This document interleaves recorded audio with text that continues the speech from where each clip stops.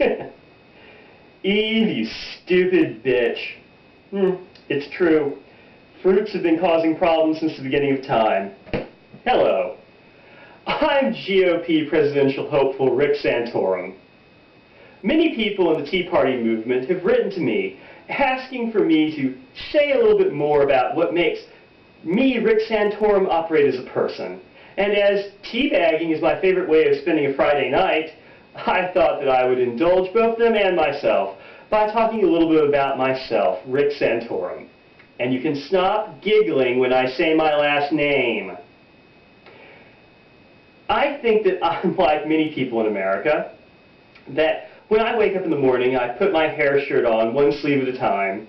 Every morning I have a lovely breakfast with an apparition of the Virgin Mary in my toast, and when I go to sleep at night, I am gently flogged to sleep by my albino monk.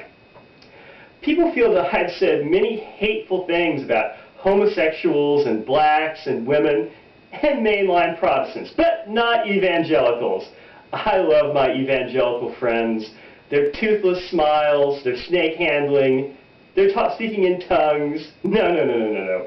I love the evangelicals. I just hate Methodists, Episcopalians, Presbyterians, Mormons. I hate you. But I think that many other people do, with your boring services and your lack of priests in elaborate robes. But I'm not a difficult, confrontational person. Not at all. I have so many friends in the GOP. So many people don't know about me. I am like this with Sarah Palin. We have so much in common. We both have large families. We both have a special needs child.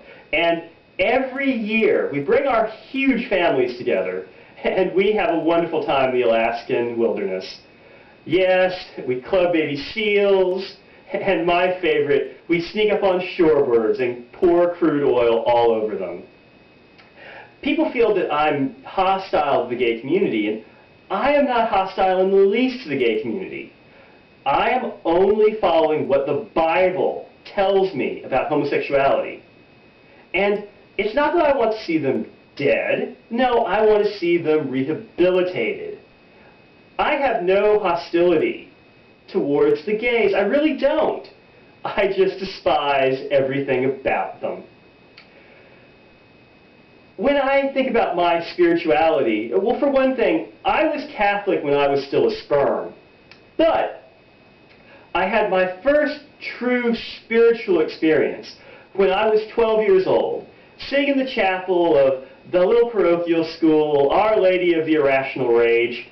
And I sat there, and I think that for the first time, God came into my life when I looked up at the crucifix above the altar, and there was Jesus, his long, flowing Aryan locks gliding delicately over his rough carpenter's beard, his toned abs and firm, rigid muscles, strapped tight against an instrument of torture, the sweat beating down his chiseled Aryan features, not in the least bit Jewish or Mediterranean in any way, writhing on pain on the torture device, calling out to his daddy for release.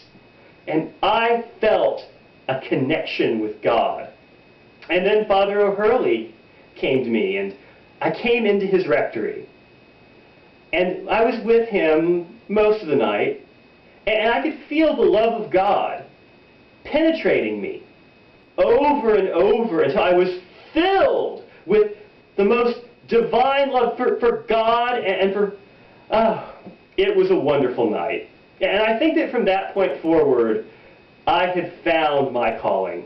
And I just hope that one day that everyone can have a similar gay Catholic experience.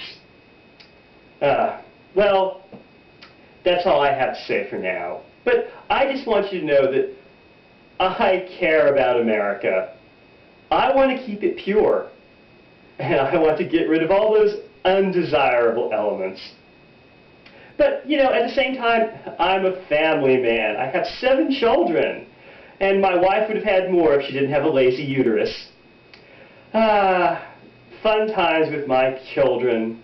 Calling in bomb threats to Planned Parenthood. It's always a good laugh.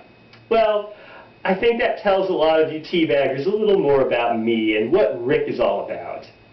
Anyway, vote for me in November, and have an Opus Day.